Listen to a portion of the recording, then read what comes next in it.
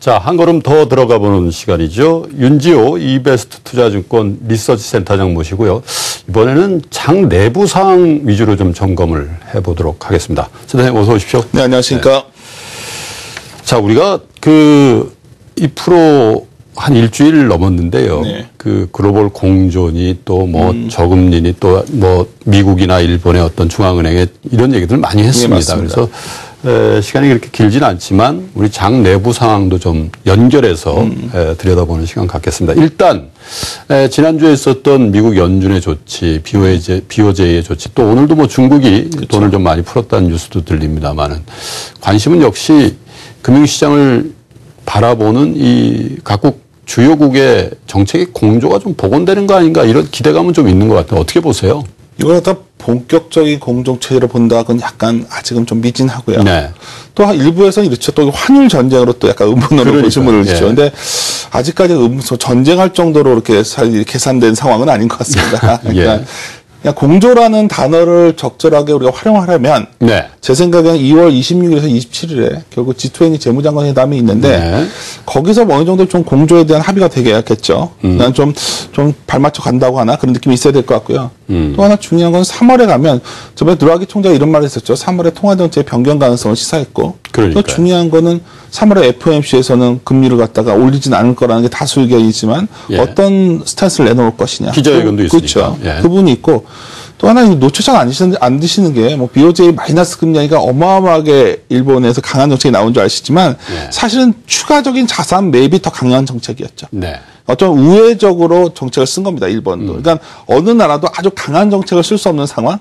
그런 상황에 있어요. 그래서 저는 다들 디플레에 대한 우려는 하고 있지만 어떤 이런 돈을 품으로써 어떤 부양하는 정책에 대해서는 다들 퀘스천을 갖고 있다면 이걸 과연 공조라고 볼 수 있을까? 저는 적절히 이 상황에 대해서 어떤 통제하려는 어떤 그런 상황이 아닌가 생각하고 있고요. 다시 한번 결론적으로 말씀드리면 결국 공조라는 단어가 확인되는 시점은 G20 이후가 아닐까 보고 있고요. 저는 약간 낙관적으로 이런 상황을 다들 인지하고 있다는 점에서 서로 좀 공감대를 갖는 정책이 나오지 않을까 좀 보고 있습니다. 조율된다는 거죠, 결국. 네.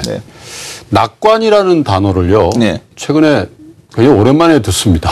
근데 그렇죠? 그래서 낙관이라는 단어를 쓰셨으니까 그렇다라면 이 장세도 반등의 시점을 우리가 가늠해 볼 수 있을 것 같다라는 기대를 하게 되는데 어떤 환경, 어느 정도 시점이 되면 반등의 기회를 잡을 수 있다고 보세요? 그러니까 저도 오늘 질문을 보통 오시잖아요. 반등은 언제냐 물어보면 제일 난감한 질문입니다. 그래도 그런 질문을 할 수밖에 없는. 다행스럽게 최근에 제가 세미나 다니면서 주로 말씀드리는 게 2월은 정책적 공백기다. 이걸 많이 말씀드려요. 2월에는 어떤 우리가 어떤 드라이브를 걸 만한 어떤 정책적 요인이 없는 상황이고요. 반면에 구정이 지나고 3월에 들어가면서 상황이 바뀐다는 거죠. 좀 바빠지죠. 그렇죠. 그러니까 가장 중요한 게 결국 아까 말씀드렸던 유로존이 어떻게 나오냐. 이것도 중요한 관건이 되지만 사실 중국에 전인대가 있습니다. 그러니까 전인대에서 과연 중국이 이게 통제 가능한 거냐. 모든 불안감의 근원은 중국에 있기 때문에. 그리고 불안감을 잠재울 만한 어떤 오늘 막노에도 인민회의에서 자꾸 통화정책 위주로 나오고 있는데 재정 정책이 정말 좀 더 경험적으로 검증된 것들이 나오는 것이냐. 그래서 2월에 좀 노이즈 구간이지만 3월에는 좀 기대가 된다면 주식을 사는 시점은 2월이 아닐까 저는 생각이 들거든요. 그래서 좀 노이즈가 있더라도 반등을 노린다면 3월의 반등, 3, 4월의 반등을 노려서 2월에 접근하는 게 낫지 않을까 보고 있고요.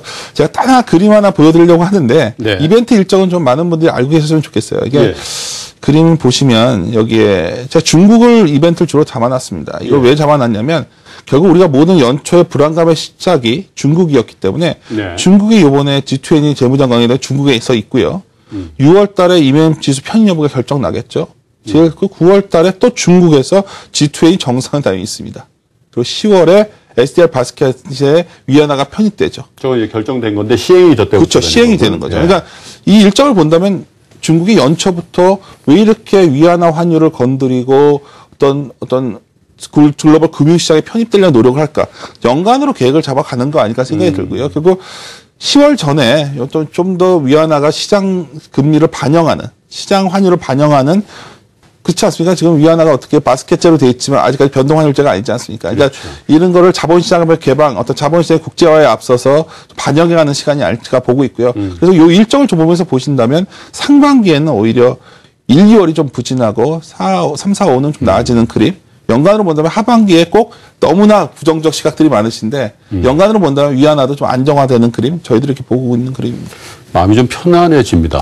예, 네, 어쨌든 그 3월 이후에 각국 중앙은행이라든지 각국 정부에서 좀 바빠질 텐데 그쪽에서 내놓는 어떤 대책이라든지 대안들이 반시장적일 가능성은 별로 없고 시장의 어떤 좋은 쪽에 자극을 주는 정책들이 나올 가능성이 더 많아 보인다는 말씀이세요. 그렇죠. 맞습니다. 네.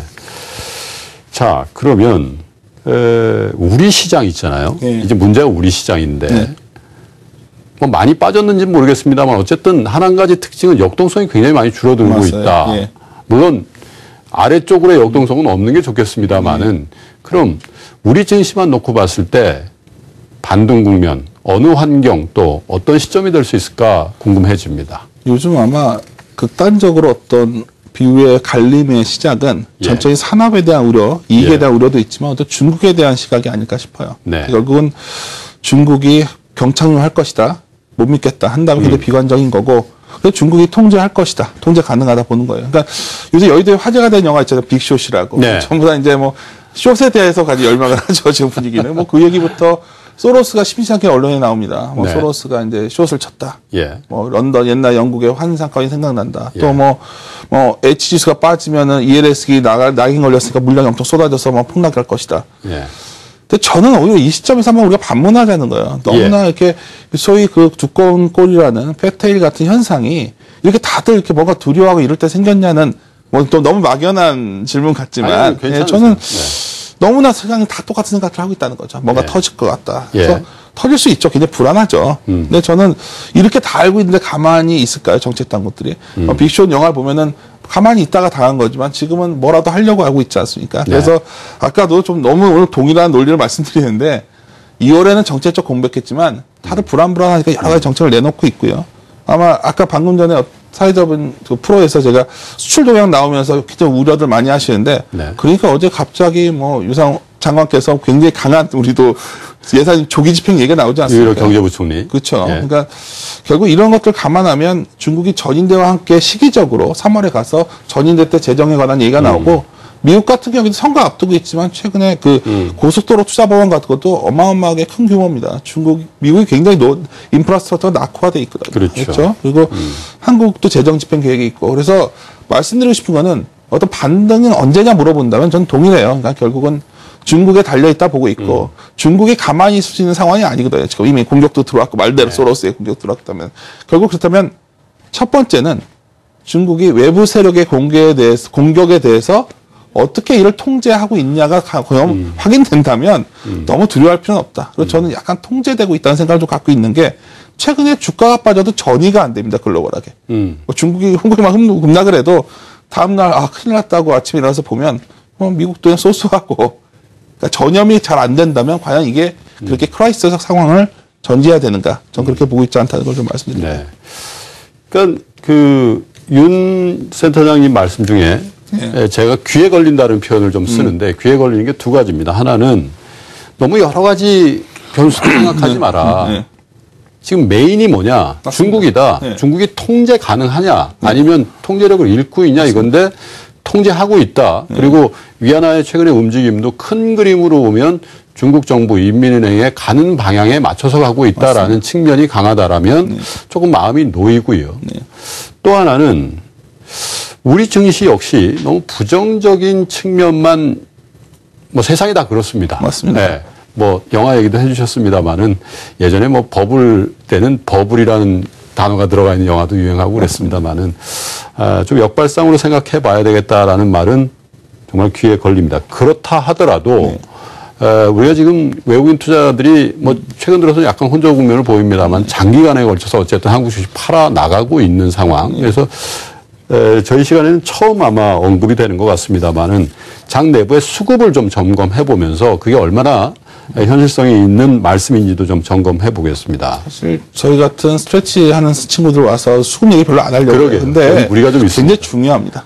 수급도 중요한데 왜 지금은 중요하냐면 그 연초부터 글로벌 자금이 굉장히 글로벌 그 시장이 흔들었던 이유가 결국 엔캐리 자금 청산에 대한 공포였거든요. 네. 결국 엔화가 약세로 가다 강세로 돌아서 117이 깨지니까 엔달러 기준으로 네. 청산의 자금에 대한 공포가 있었고요. 이 그림은 아주 극명하게 드러납니다. 이 그림 네. 보시면은 그림 한번 보여주시죠. 예, EMBI 스프레드와 FX 캐리 트레이드 인덱스 보면은 뭐 거의 동일하게 움직여 왔죠. 네. 근데 이게 이 흐름이 결국은 굉장히 두려운 첫 번째 이유였는데 예. 어떻게 보면 BOJ의 정책이 가져온 가장 큰 호재는 예. 평가절하는 분들도 많지만 예. 연초에 어떤 장애 혼란을 어떤 수급적 요인으로 봐왔던 제 입장에서는 네. 캐리 청산이 좀 진정된다는 측면에서 긍정적이라는 거죠. 와타나베 부인이 더 나갈 가능성이 별로 그렇죠. 없어진다. 그냥 그 흐름에서 본다면 유로 캐리라든가 엔 캐리가 좀 진정된다는 측면에서 보면 다시 좀 리스크 온이 좀 나오는 것 같고요. 네. 또 하나 국내적으로 수급에 대해서 가장 많이들 하시는 게 뭐냐면 중동계 유가가 빠졌으니까 국부펀드가 엄청나게 자금을 회수할 것이다. 예, 그 말은 그것도 정말 정체가 있는 건지도 잘 모르겠어요. 사실 맞는 말이에요. 2010년 시장 말부터 2015년까지 데이터를 보시면 이것도 그냥 제가 데이터 한번 그려봤습니다. 어제 질문이 왔길래 봤는데 보면은 전년 대비 증감률 보면 사우디 같은 데도 엄청 많이 줄였죠. 우리나라를. 네. 그리고 노르웨이 같은 데도 산유국이잖아요. 않습니까? 그렇죠. 그다음에 아랍에미레이트 뭐 이런 나라들. 그리고 반면에 산 나라들이 있죠. 예. 호주, 스위스, 독일, 유럽계 자금입니다. 유럽의 산업 국가들이군요. 그렇죠. 예. 그러니까 그래서 유가가 하락했기 때문에 중동구의 자금이 판다는 거는 맞는 말이에요. 근데 여기서 한번 반문을 해야 된다는 거죠. 사우디가 우리나라가 외국인 잔고지에 차지하는 비중이 대략 얼마냐? 2.6%입니다. 굉장히 미미하다는 거죠.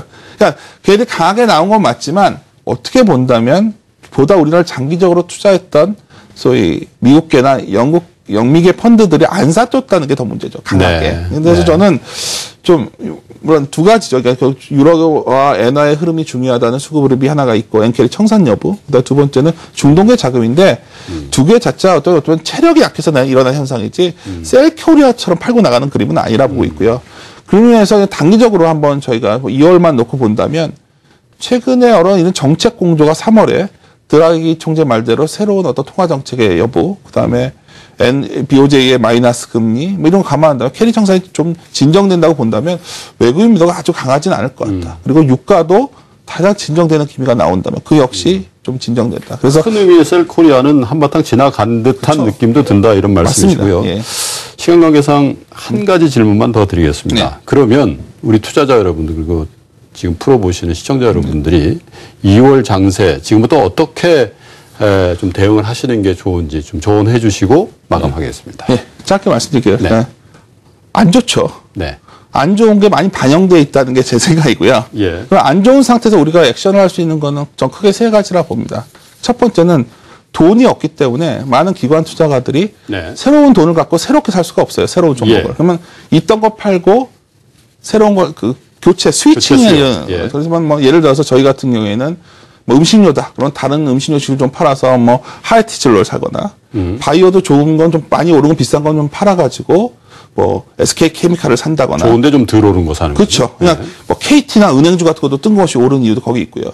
두 번째는 뭐냐면 딥밸류에 대해서 너무 무시하시면 안 된다는 거예요. 그러니까 우리가 크라이스를 전제로 하니까 밸류가 아주 급감했죠. 요즘 제일 유행하는 말이 밸류 말하면 굉장히 올드한 사람 취급받습니다. 그러니까 비즈니스 모델이에요. 그래서 저는 딥밸류 주식들이 크래시가 아니라면 봐야 된다. 그래서 통신주 같은 게 왜 올라오냐를 한번 반문하셔야 된다는 거예요. 네. 마지막으로 저는 최근에 원샷법에 대해서 저희가 하우스에서 굉장히 리서치를 많이 하는 분위기인데 네.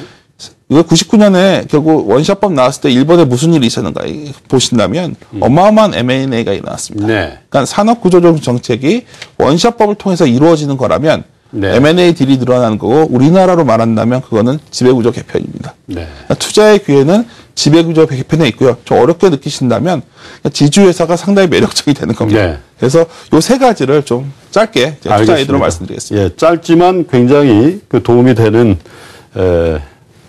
조언이 아닌가 그런 생각이 듭니다. 시청자 여러분, 이런 말씀들 저희 프로에 대해서 해 주십니다. 이거 11시 증시 라인은 왜 종목 추천도 안 하고 이런 종목 팔어라. 언제 팔고 언제 사야 되는지 이런 얘기를 왜 안 하나 이런 말씀들을 하시는데요. 그런 프로들 많이 있으시잖아요. 그래서 저희는 한 걸음 더 들어가서 국제 금융시장 어떻게 되고 우리 증시 환경 어떻게 되는지 좀 이 근력을 키우는 말씀을 좀 주로 드리기 위해서 이렇게 편성을 합니다. 도움이 되시는지 잘 모르겠지만 꾸준히 한번 그렇게 가보겠습니다. 지금까지 윤지호 이베스트 투자증권 리서치센터장과 함께했습니다. 선생님 고맙습니다. 네. 네.